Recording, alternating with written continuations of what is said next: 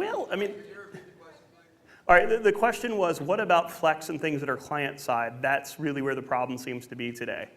All right, so really it's a comprehensive problem. It's not something that you can just assign to that. I mean, if by client-side you mean stuff is being exploited client-side, I mean, yeah, people are doing that constantly, but one of the biggest ways that people can exploit stuff is they stick it on a server, and then you go to that site to get it. So I don't think that this project is going to be focused on that, but we're definitely going to have it in there, and especially if we move into stuff like Flash, Flex, and stuff that's back-ended by AMF and various Adobe formats.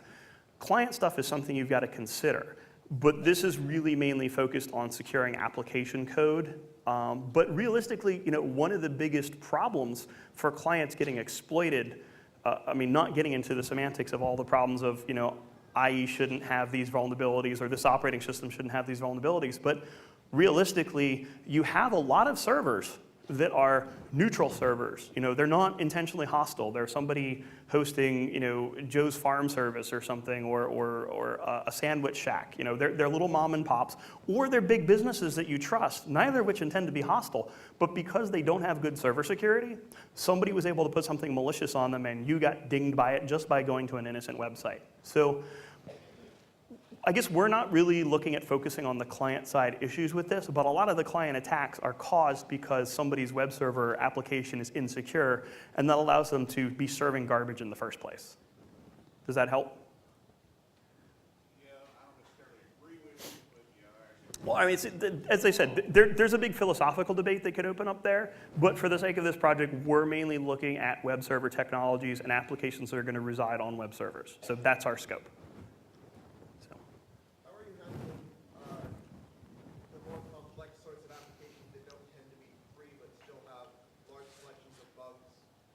Well, again, that's going to be one of the challenges, and that's one of the reasons that we're looking to people to help out. Because if something does come with restrictive licensing requirements, we're probably going to shy away from it due to the nature of what we're doing.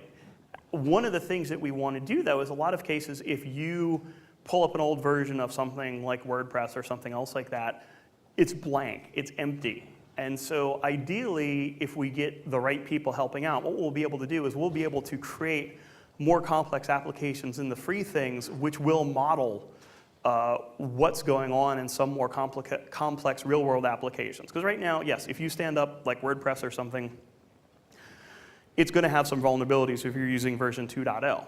But they're going to be kind of boring to do anything about. But if somebody has a website which WordPress has been integrated into, and it's being used as a content management system, and it's got some other plugins in it, that's going to be a lot more fun to attack.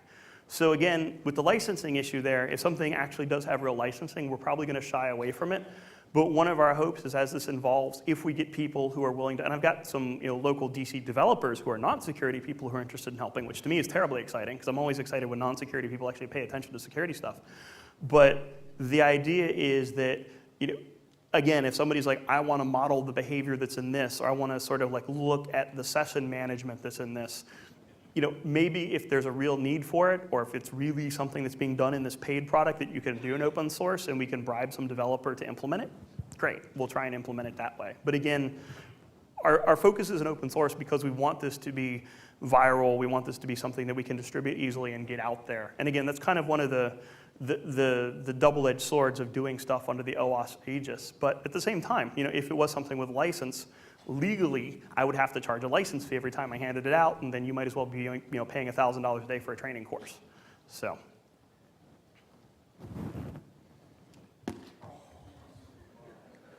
Is that like the second or third one you've missed with? Third. Awesome. Anyone? Anyone? All right, well, I have managed to do this talk in a record amount of time. I cut it down and perhaps too much. But yeah, some of the other questions we've gotten asked by some of the people, like Kevin Johnson asked me about, he does the Samurai live CD, and he's like, why aren't you doing a live CD? Realistically, one of the things we're trying to do is we're tackling an incredibly complex topic, and we don't want to add any extra complications for ourselves. I see a use for live CDs for attack tools, because there are, theoretically, above board, ethically, going to be the occasional situation where you want to magically turn a computer into an attack surface without leaving any traces on it.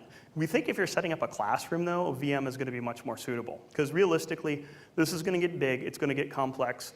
The VM size is going to grow over time. We're helping to actually structure this thing so that we have basically a central configuration strip and a build, and we can pull from the SVNs of all the various different projects that are floating around out there, because we don't really want to maintain the code base on 50 different applications. But we do want to be able to coordinate so that we can pull stuff in, build it, and hand it to people in various different configurations so that they can use it.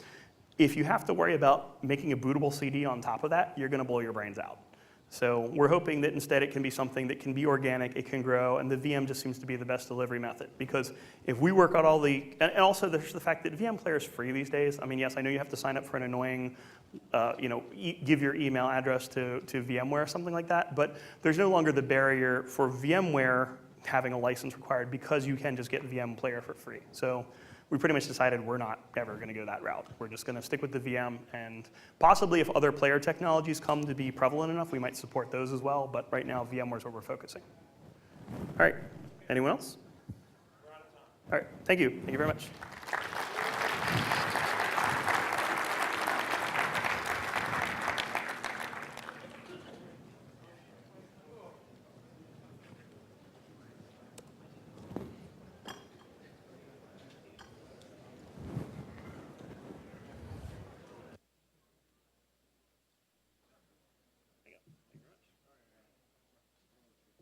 I couldn't even see them. I was just like, no, but I mean, I really couldn't see them. I was like, wow. So. Oh yeah. Hey. What's up? Yeah, it's been a while.